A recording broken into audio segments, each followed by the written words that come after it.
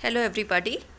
Class 9 आज हम आपकी वर्कशीट नंबर 45 को डिस्कस करेंगे जो कि चैप्टर 6 उत्तक की है। और आज का टॉपिक है आपका सरल स्थाई उत्तक और उसमें भी स्पेसिफिकली पैरेन्काइमा की बात करेंगे। तो चलो स्टार्ट करते हैं। सबसे पहला कॉन्सेप्ट जो आज आप पढ़ोगे वो होगा कोशिका विभेदीकरण का। अब विभेदीकरण क्या है, ये क्लास 8th में भी आप ये डेफिनेशन पढ़ चुके हैं, लेकिन किसी को भी याद नहीं होगी, ये गारंटी की बात है। क्या होता है विभेदीकरण? जब किसी कोशिका को विशिष्ट कार्य करने के लिए स्थायी रूप और आकार लेने की जो प्रक्रिया होती है, इसे विभेदीकरण कहते हैं। कैसे? हमने विभजोतक उत्तक के बारे में पढ़ा था। विभजोतक क्या करता है?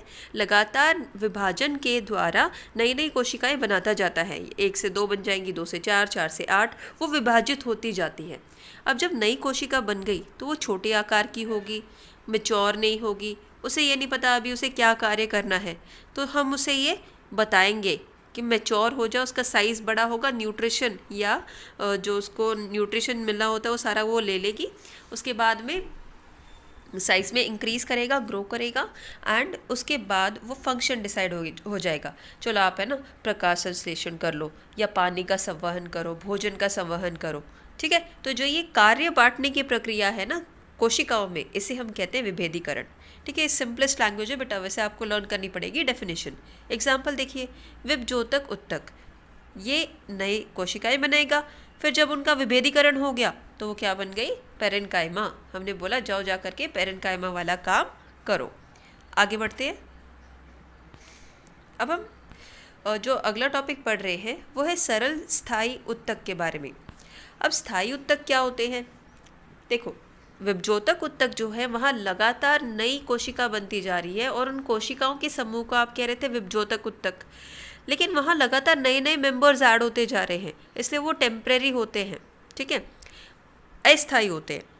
लेकिन कुछ दिन बाद वो नई जो कोशिकाएं बनी थी वो मूव करेंगी उस एरिया से, जैसे शीर्ष पे अगर बनी थी तो शीर्ष से वो पार्श्व की ओर बढ़ने लगेंगी। जैसे जैसे वो बढ़ेंगी तो उनमें मैच्योरिटी आती जाएगी और अब हम उसे कहेंगे स्थायी उत्तक।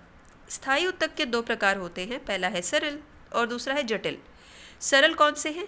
वे स्थायी उत्तक जिनमें केवल एक प्रकार की कोशिका हो उसे हम सरल स्थायी उत्तक कहते हैं।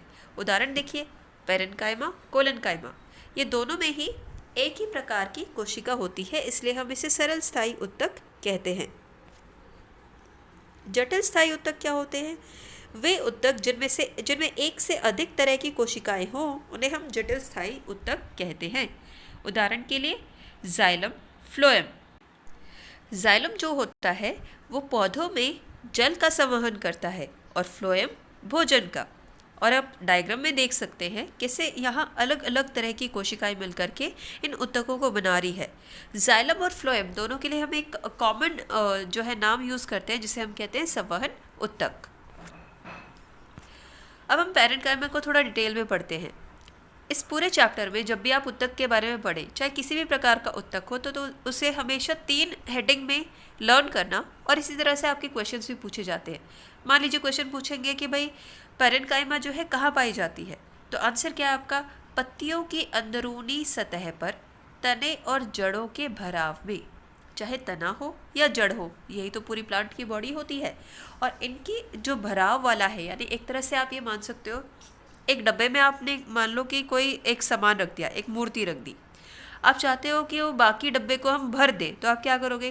थोड़ा थर्मोकोल की बॉल्स जो है उसके अंदर भर दो या मिट्टी भर दो, तो आप क्या कर रहे हो? खाली स्थान को भरने की कोशिश कर रहे हो।